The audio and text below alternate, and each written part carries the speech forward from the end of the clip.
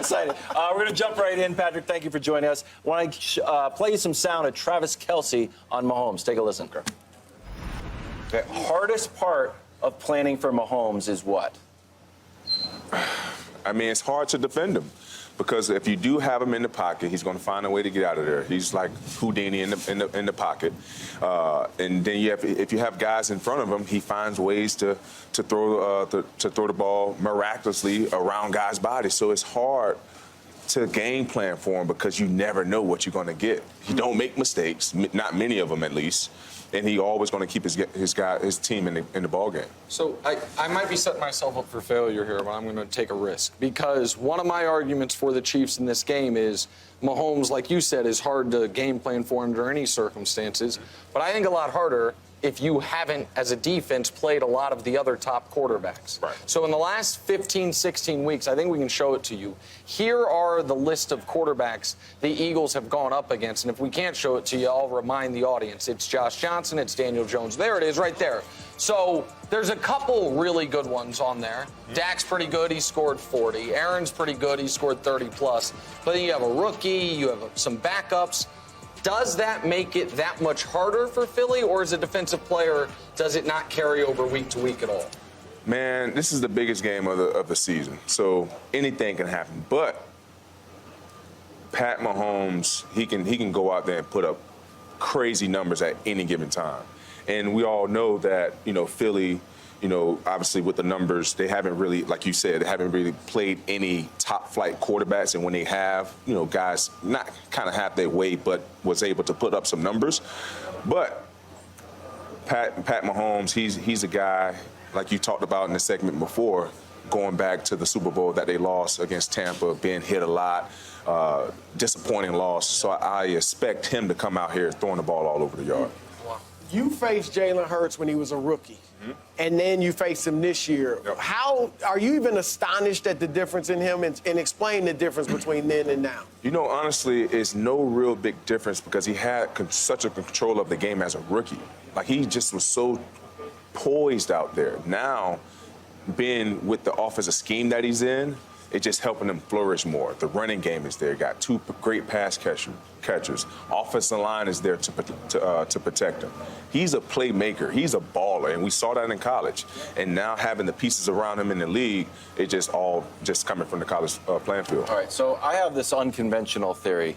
I'm working on being a defensive coordinator, to be 100% honest with you. All right. And my main piece of my resume, I'd be like, instead of not guarding Travis Kelce, I'd guard Travis Kelce. Right. I guard him all the time. I'd be like, where's Travis Kelce? Right. And I'd be like, get somebody on him. Because it seems like a lot of times he's just running free. So he was asked about it, which was, near and dear to my heart. Take a listen. Okay, I get it, and this is a stupid question, but if I was on defense, I'd be like, I've got Travis Kelce, okay? I don't care what's happening, I'm going to guard. Why is he open so often? I mean, teams have tried that. I mean, he's a mismatch for anybody. And if you want to take your safety out of the middle of the field and try to put him on Travis, now you opening it up the sidelines. Now you're putting your corners on the islands, and you never want to put your corner, give the quarterback the indication that your corner's on the island right out of the gate, because now you're putting them. Now they're trying to figure out which one is Waldo. So you have to. I mean, at the end of the day, you just got to hope and pray. I'm not going to say that in my interview. All right, I'm going to take it back to Jalen. Okay. Do you fear when you're facing him his arm or his legs more? I mean, his arm. Oh, wow. Okay. Just because, now, he's making those throws. It's not a throw that he hasn't made. That wasn't a good throw. He's making all the right throws, and his legs are just a bonus, in my opinion.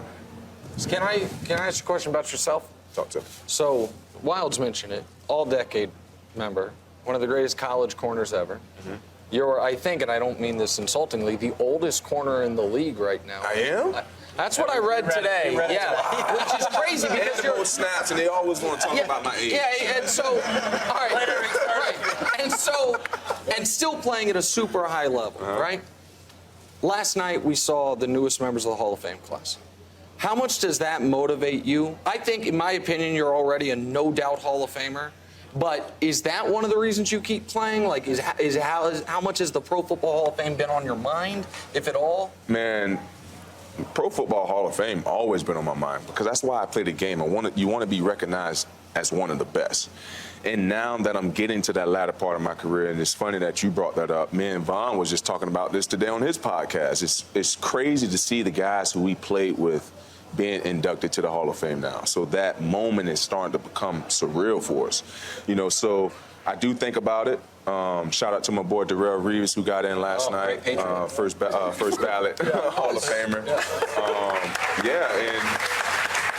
And seeing that, hopefully I can start getting my speech ready. Yeah. There you go.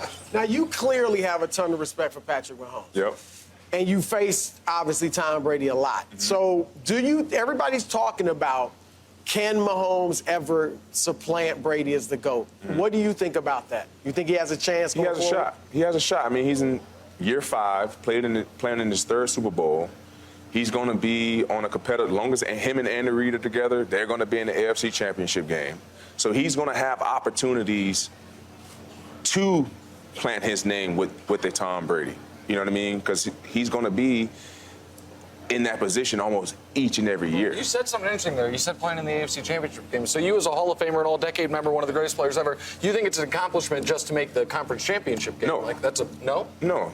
Thank you. Yeah. No. It's about I'm saying he will be at least in that game every year. I mean, I just mentioned the Hall of Fame, man. You can't just say yes, being in the Final Four, and Tom Izzo gets banners to ask you this. Who's the GOAT in the NBA? You big NBA fan. Yeah. Who's the GOAT? Jordan or LeBron? Let's keep it real. Jesus Christ, man. Or somebody, it's first things first, baby. It's hard not to say LeBron is a GOAT. There we go. He's not done. I'm not done. He's not done. There you go. I'm not done. And I'm a huge, Kobe's my all-time favorite. Okay. But Jordan, man, Jordan's still. You just said it. I just said it's hard. It's not that hard. Just say it. I say it every day. It's not that hard. Very difficult. Yeah. Took a lot of losses this segment. You took a lot of losses. Now we're going to put you on the spot. We got 30 seconds left. Talk to me. Best receiver you ever played on the same team is Fitzgerald or Justin Jefferson? Ooh. Damn. Justin. Oh! Wow. And why I'm going to say this, because Justin has a great combination of speed, size, great. He can't catch just as good as Larry. Larry can make some phenomenal catches. But the wiggle that Justin has, like the kid is almost untouchable at the line of Better scrimmage. jewelry, too. It's not even close. Yeah, and teeth. Yeah, and teeth. Hey, give it up for Patrick Peterson.